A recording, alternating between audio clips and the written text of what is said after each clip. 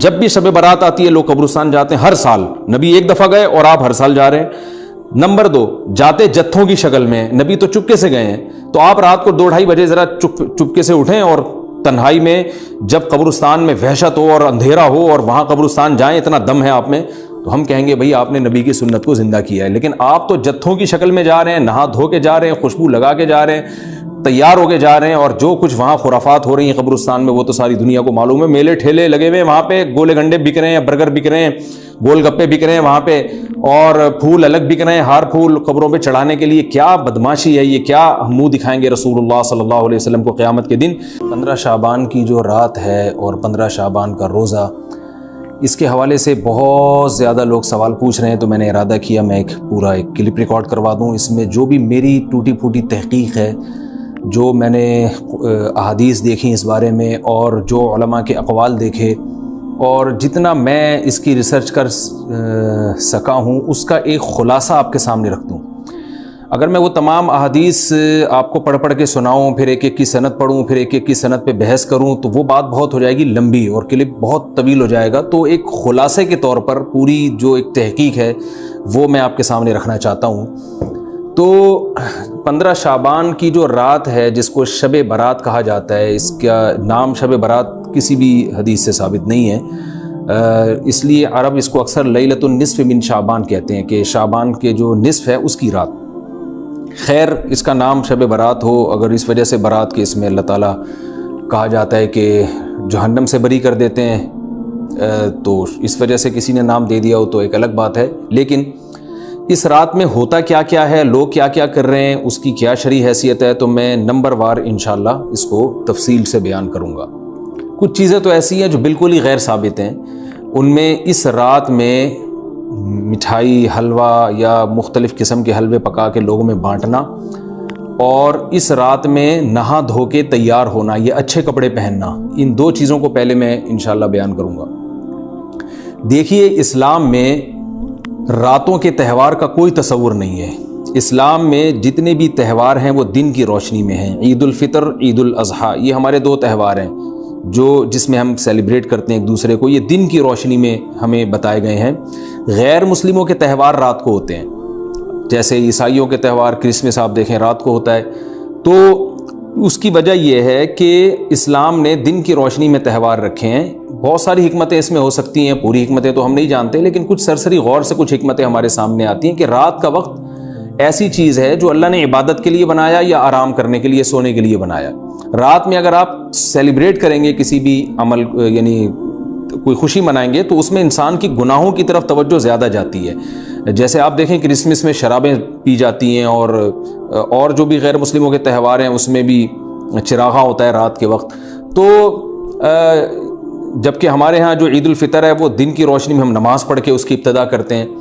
تو آپ کہہ سکتے ہیں کہ شب برات کو کوئی تہوار تو نہیں مانتا. تو دیکھیں, تہوار زبان سے ماننا ضروری نہیں ہے. آپ اپنے عمل سے جب کوئی ایسا کام کرتے ہیں جو تہواروں میں کیا جاتا ہے, تو اس کا مطلب یہ ہوا کہ آپ اس کو تہوار مان رہے ہیں, یعنی آپ اس کو ایک خوشی کا دن مان رہے ہیں. تو نہانا دھونا یا کھانے پکا کے لوگوں میں تقسیم کرنا یا خود کھانا, اور خاص طور پہ حلوہ یعنی میٹھا, یہ چیزیں تہواروں کے موقع پر ہوتی ہیں. جیسے ہم عید الفطر والے دن صبح سوئیاں بناتے ہیں, میٹھا بناتے ہیں, کھاتے ہیں, لوگوں کو کھلاتے ہیں, نہاتے ہیں, اچھے کپڑے پہنتے ہیں. جمعے والے دن بھی, جمعے میں بھی عید کا عنصر ہے حدیث میں, اس کو بھی عید قرار دیا, اس دن بھی ہم نہا دھو کے کپڑے پہنتے ہیں. تو جو لوگ 15 شعبان کی رات کو نہاتے دھوتے ہیں, اسپیشلی اس رات کو کہ بھئی آج کوئی تہوار ہے یا آج کوئی خوشی کا دن ہے,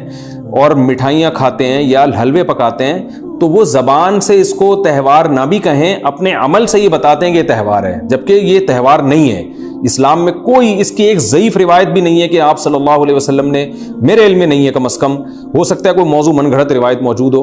جس میں کوئی کہیں بھی نہیں ہے کہ آپ صلی اللہ علیہ وسلم نے اس رات کو ہمیں نہانے کا حکم دیا ہو, یا اچھے کپڑے پہننے کا حکم دیا ہو, یا کھانے پینے کا یا حلوے کھلانے کا, ہمیں حلوے مانڈے کا ہمیں حکم دیا ہو. تو اللہ کا واسطہ یہ بدعت ہے, اس کو ختم کریں اپنے معاشرے سے. اور اسلام میں تہوار کا ٹائم دن میں ہوتا ہے. عید الفطر, عید الاضحیٰ ہے جس میں ہم دن میں قربانی کرتے ہیں اور کھاتے ہیں, پیتے ہیں, نہاتے ہیں, دھوتے ہیں. راتوں کے یہ کام نہیں ہے, رات کو آپ سوئیں یا عبادت کریں. تو ایک چیز تو یہ تھی جو میں بتانا چاہ رہا تھا. دوسری چیز, اس رات کو قبرستان جانا. دیکھیے اس بارے میں حدیث پیش کی جاتی ہے، مشہور حدیث ہے، لوگ سنتے رہتے ہیں کہ نبی صلی اللہ علیہ وسلم رات کو اٹھے اور امی عائشہ رضی اللہ تعالیٰ عنہ بھی آپ کے پیچھے چلی گئیں، اور آپ صلی اللہ علیہ وسلم جنت البقیع میں مغفرت کی دعا مانگ کے تشریف لے آئے واپس۔ تو یہ حدیث انتہائی درجے کی ضعیف حدیث ہے، اور ایک تو ضعیف حدیث ہے، دوسری بات یہ کہ اگر ہم تھوڑی دیر کے لیے فرض کر لیں یہ صحیح حدیث ہے اور ہم کہتے ہیں کہ بھئی نبی صلی اللہ علیہ وسلم نے یہ عمل کیا ہے، تو صحابہ میں سے کسی سے ضعیف حدیث سے بھی ثابت نہیں ہے کہ کوئی اس رات قبرستان گئے ہوں۔ حضرت ابو بکر کے بارے میں کوئی روایت نہیں ملتی کہ اس رات قبرستان گئے ہوں، حضرت عمر کے بارے میں کوئی روایت نہیں ملتی، یا کسی ایک صحابی کے بارے میں نہیں۔ تو آپ مجھے بتائیں کہ یہ کیسی سنت ہے کہ جو صحابہ کی سمجھ میں نہیں آئی اور ہماری سمجھ میں آ گئی ہے؟ تو مشرکین مکہ یہ کہا کرتے تھے لو کان خیرن ما سبقونا الیہ، قرآن مجید کی آیت ہے کہ اگر یہ اسلام میں کوئی خیر ہوتی تو یہ صحابہ ہم سے پہل نہ کرتے، یہ صحابہ نے ہم سے پہل کیا ہے، اس کا مطلب ہے یہ اسلام خیر کا کام نہیں ہے۔ تو مشرکین کو صحابہ سے چونکہ نفرت تھی، اس لیے کہتے تھے کہ یہ چونکہ اسلام کو فالو کر رہے ہیں تو یہ اس کی علامت ہے کہ اسلام خیر نہیں ہے، کیونکہ خیر میں تو ہم صحابہ سے آگے ہوتے ہیں، اپنے بارے میں ان کا یہ اس خوش فہمی میں مبتلا تھے وہ۔ لیکن ہماری رائے کیا ہے؟ ہم یہ کہتے ہیں کہ لو کان خیرن لسبقونا الیہ، وہ کہتے تھے لا سبقونا، ہم کہتے ہیں لسبقونا، کہ اگر کوئی بھی خیر کا کام ہے تو صحابہ ہم سے ضرور اس میں پہل کریں گے، یہ ہو نہیں سکتا کہ خیر کا کام ہم کریں اور صحابہ نے نہ کیا ہو۔ تو اسی طرح میں یہ عرض کرتا ہوں کہ دیکھیں اگر قبرستان جانا اس رات میں سنت عمل ہوتا تو صحابہ یقیناً جایا کرتے، کوئی ایک صحابی تو گیا ہو، یہ کیسی بات ہے جو صحابہ کی سمجھ میں نہیں آئی اور ہماری سمجھ میں آ رہی اور ہم قبرستان جا رہے ہیں اس رات کو۔ چلیں اگلا اسٹیپ تھوڑی دیر کے لیے فرض کر لیتے ہیں کہ نبی صلی اللہ علیہ وسلم جو ایک رات قبرستان گئے، فرض کر لیں وہ حدیث بھی صحیح ہے، یہ بھی فرض کر لیں کہ صحابہ اگرچہ نہیں گئے مگر ہم صحابہ سے بھی زیادہ آگے نکلنے کی کوشش کرتے ہیں اور صحابہ کو سمجھ میں نہیں آیا، ہمیں سمجھ میں آ گیا، تو چلیں فرض کر لیں تھوڑی دیر کے لیے کہ اس رات کو جانا ہم سنت مان لیتے ہیں، آپ کے دلائل ہم مان لیتے ہیں اور صحابہ کی سمجھ میں نہیں آئے لیکن ہماری سمجھ میں زیادہ آ رہا ہے، ہم فرض کر لیتے ہیں، مان لیتے ہیں کہ اس رات قبرستان جانا سنت ہے۔ تو آپ مجھے بتائیں نبی نے جو عمل جس طرح سے کیا ہو اس طرح سے سنت ہوگا، یا آپ اپنی طرف سے جس کو ہم پشتوں میں کہتے ہیں اخپل طریقے سے کرنا سنت ہے؟ نبی نے فجر کی 2 رکعتیں پڑھی ہیں اور ہر رکعت میں 2 سجدے کیے ہیں، آپ اگر فجر کی 3 رکعتیں پڑھیں گے تو کیا نماز ہو جائے گی آپ کی؟ اب آپ دلیل میں یہ کہیں کہ نبی نے فجر کی نماز پڑھی ہے تو مجھ پر بھی لازم ہے، تو بھائی نبی نے پڑھی ہے تو جیسے نبی کے پڑھنے سے